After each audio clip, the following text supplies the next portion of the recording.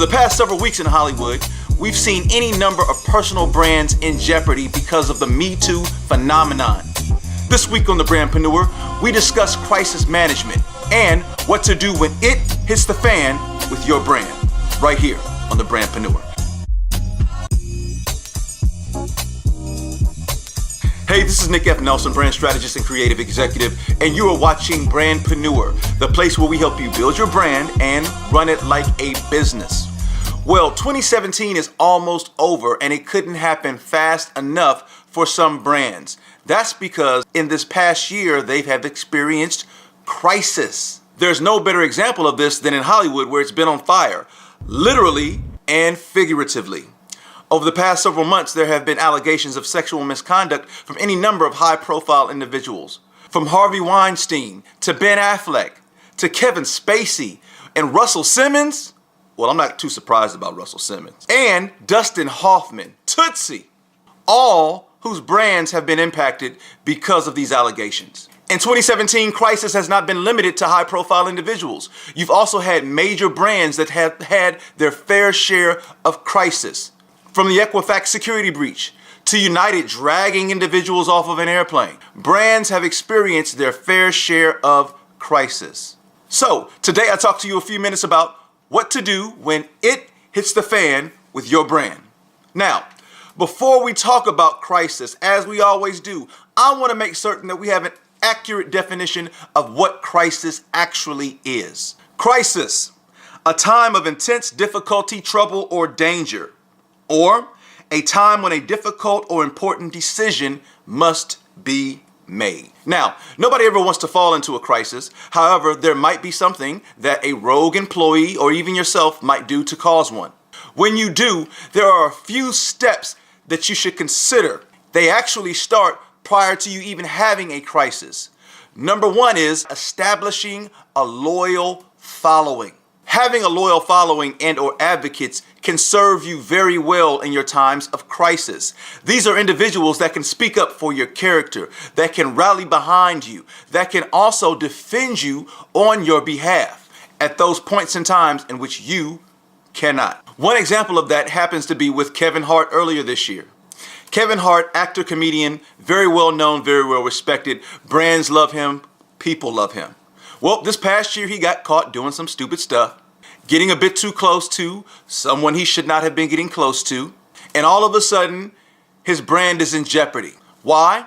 Not only is he getting a little too close to someone, but at the time his wife was pregnant. The optics are terrible. On top of that, the young lady who accused him holds a press conference. Who does that? All of this in the middle of him filming a movie. So what does Kevin do? He takes to the one platform where he knows that he can address the issue and address it quickly with his fan base. That's his social media channels. He apologizes to his wife, his kids, and also his fans, and then he goes quiet. The next few times you hear from Kevin, it's just via images on his social media where he's intensely thinking, he's at work, he's not addressing the noise, but he's allowing his advocates to speak for him. Now, I'm not going to say Twitter didn't have anything to say, but guess what? A week later, Kevin is back on his social media channels almost like it never even happened. Who does that? That's because he's established advocacy. Now, I don't know how much advocacy he has at home right now, but we're not talking about that. From a brand perspective, he survived. Next, make it a habit of monitoring your brand. Go out there to the internet, Google yourself, Google your brand, and see what comes up. Get ahead of a situation before it actually becomes an issue. One tool that I love and that I've used for years is Google Alerts. I don't know if you've heard of Google Alerts, but it's a service that Google provides where you can type in and set different alerts associated with your account.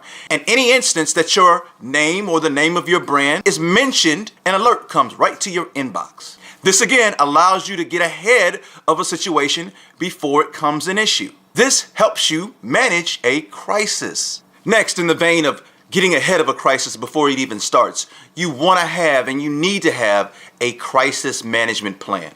That crisis plan should include who's in charge, what tasks need to occur, who's doing them, what platforms will you reply on, and what will you say and how will it be said. One example of this is Home Depot. An offensive tweet came across a social media channel promoting its sponsorship with ESPN Game Day. This image showed two African-American males and a monkey in the middle drumming away on Home Depot buckets. How this tweet got out, I have no clue, and neither did Home Depot. Once the offensive tweet went out, it did not take long for Black Twitter to go into a firestorm. What did Home Depot do? It quickly responded on the platform in which the incident occurred, removing the photo and then immediately making a statement saying that the agency that had posted the offensive tweet had been fired. In this instance, they did the right thing. They acknowledged the mistake, apologized for the mistake, and then took immediate action against it. Now, I'm not going to say that there's not some sort of residual effect associated with it, because there just may. But there's a difference between a bump in the road and being wiped out altogether. Now, on to an example of where it was not done as effectively. Earlier this year, Equifax had a massive security breach, which impacted millions of customers and their identity. Adweek Online did an expose about this whole incident, which I found to be quite enlightening from a crisis management perspective. In the article, it mentions how Equifax waited 6 weeks before it informed consumers of the security breach. 6 weeks. Once they did let consumers know, there was a firestorm of issues because they did not let consumers know fast enough. They effectively gave 6 weeks for hackers to use this information however they wish, all the while consumers are unaware. Next, in order to resolve the issue, they pointed consumers to a website that had any number of issues within its own right. The website was classified as a phishing website and blocked for days, further troubling consumers and causing them to feel concerned about their security, as we should have. And then to add insult to injury, on the website, they wanted you to include your social security number. Equifax inevitably took responsibility with its CEO, Richard Smith, calling the incident the most humbling incident in its 118-year-old history. I guess so. That statement was one of the last that you heard from Smith as he was fired. Smith's response was tone deaf to consumers, and a few days later he was removed. Bottom line, according to Adweek, this incident will go down as a cybersecurity turned brand disaster nightmare. Next up, if your brand is in crisis, the very best thing that you can do is to be accountable. I did it, my mistake. Now, in earlier examples, i.e. Kevin Hart, admitting that you've made a mistake and doing it quickly can help alleviate any additional extra noise. The longer you delay in admitting wrongdoing, the more opportunity you have for the crisis to continue. Or if you misplace your apology to the wrong individuals, that can cause an issue as well. Case in point, Pepsi. Pepsi, of all brands, wanted to address the issues of uniting America. So what better way to do that than through an advertising campaign featuring Kendall Jenner? That makes sense. In this advertisement, we see Jenner, who is at a photo shoot, and she is so moved by Black Lives type rally that she decides to leave her photo shoot and join in. Needless to say, this offended a lot of individuals. Most notably, Bernice King, the daughter of civil rights activist and leader Dr. Martin Luther King, and she quoted, "If only Daddy would have known about the power of Pepsi." Oof. How do you respond to that? Eventually, Pepsi pulled down the ad and extended an apology. But, get this, they apologized to Kendall Jenner. This, of course, caused further backlash for Pepsi relating to this incident, thereby extending the PR crisis that they already had. So, nobody ever wants to have a crisis. The fact of the matter is that sometimes it happens. And if it does to you, if you've done the work in advance by establishing a loyal following, if you take the time to monitor your brand, nail down a crisis plan, and lastly, if you accept accountability and you do it swiftly when an incident does occur and you are in the wrong, you just might be able to survive your crisis. Hey, this is Nick F. Nelson, and you've been watching The Brandpreneur.